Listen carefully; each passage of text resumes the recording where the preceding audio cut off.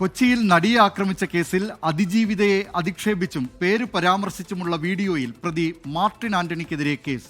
തനിക്കെതിരെയുള്ള cyber ആക്രമണം അതിജീവിത മുഖ്യമന്ത്രിയുടെ ശ്രദ്ധയിൽപ്പെടുത്തിയിരുന്നു. നടിയെ ആക്രമിച്ച കേസിൽ രണ്ടാം പ്രതിയായ മാർട്ടിൻ ആന്റണിയെ 20 വർഷത്തെ കഠിന തടവിനാണ് ശിക്ഷിച്ചത്. അതേസമയം കേസിൽ കോടതിയിൽ സമർപ്പിച്ച പാസ്പോർട്ട് തിരികെ വേണമെന്നാവശ്യപ്പെട്ടുള്ള നടൻ ദിലീപിന്റെ ഹർജി എറണാകുളം പ്രിൻസിപ്പൽ സെഷൻസ് കോടതി ഇന്ന് പരിഗണിക്കും. വിവരങ്ങളുമായി സൂരജ് സജി തൃശ്ശൂരിൽ നിന്ന് ചേരുന്നു. സൂരജ് സജി, ഈ അതിജീവിതയെ അധിക്ഷേപിച്ചുകൊണ്ടുള്ള പരാമർശം മാർട്ടിൻ നടത്തിയെന്ന് മാത്രമല്ല പലരും ആ പോസ്റ്റ് ഷെയർ ചെയ്യുകയും ചെയ്തിട്ടുണ്ട്. എന്തൊക്കെയാണ് ഇനി പോലീസ് സ്വീകരിക്കാൻ പോകുന്ന നടപടികൾ?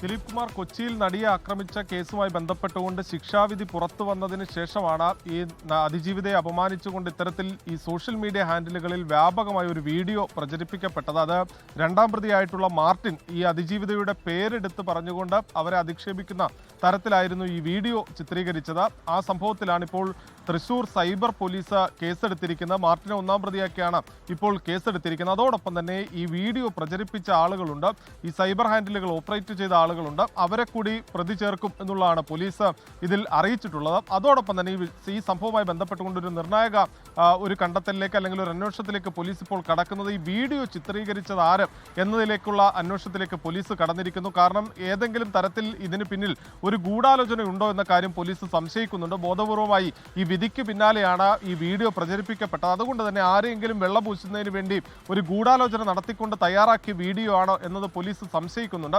അതിന്റെ അടിസ്ഥാനത്തിൽ ഈ വീഡിയോ ചിത്രീകരിച്ചത് ആര്, അതിന്റെ ഒരു ഉറവിടം എവിടെ എന്നത് സംബന്ധിച്ചുള്ള തലത്തിലേക്ക് പോലീസിന്റെ അന്വേഷണം വ്യാപിപ്പിക്കുകയും ചെയ്തിട്ടുണ്ട്. തൃശൂർ സൈബർ പോലീസാണ് ഇത് സംബന്ധിച്ചുള്ള അന്വേഷണം ആരംഭിച്ചിരിക്കുന്നത്. കഴിഞ്ഞ ദിവസം അതിജീവിത മുഖ്യമന്ത്രിയുമായി കൂടിക്കാഴ്ച നടത്തിയിരുന്നു. ആ സമയത്തടക്കം അതിജീവിത തനിക്ക് നേരെ ഉണ്ടായ സൈബർ ആക്രമണത്തെക്കുറിച്ച് മുഖ്യമന്ത്രിയെ ധരിപ്പിക്കുകയും ചെയ്തു.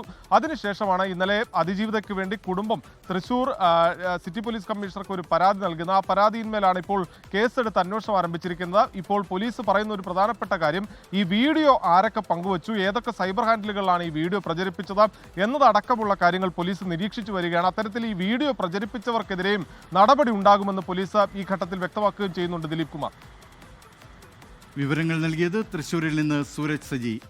അതിജീവിതയ്ക്കെതിരെ മോശം പരാമർശം നടത്തിയെന്ന് മാത്രമല്ല വളരെ ഗുരുതരമായ ചില ആരോപണങ്ങൾ ഉന്നയിച്ച് തെറ്റായ ആരോപണങ്ങൾ ഉന്നയിക്കുകയും ചെയ്തിട്ടുണ്ട് മാർട്ടിനെതിരെയാണ് ഇപ്പോൾ തൃശ്ശൂർ പോലീസ് കേസെടുത്തിട്ടുള്ളത്. ഈ വീഡിയോ ഷെയർ ചെയ്തവർക്കെതിരെയും നടപടികളിലേക്ക് പോലീസ് കടക്കാൻ ഒരുങ്ങുകയാണ്. വിവരങ്ങൾ നൽകിയത് തൃശ്ശൂരിൽ നിന്ന് സൂരജ്. ലോകത്തെവിടെയായാലും ഏത് സമയത്തും 24 വാർത്തകളും ഓഗ്മെന്റഡ് റിയാലിറ്റി പാക്കേജുകളും എക്സ്പ്ലെയിനറുകളും വിശദമായി കാണാൻ ഞങ്ങളുടെ യൂട്യൂബ് ചാനൽ നിങ്ങൾക്ക് സബ്സ്ക്രൈബ് ചെയ്യാം.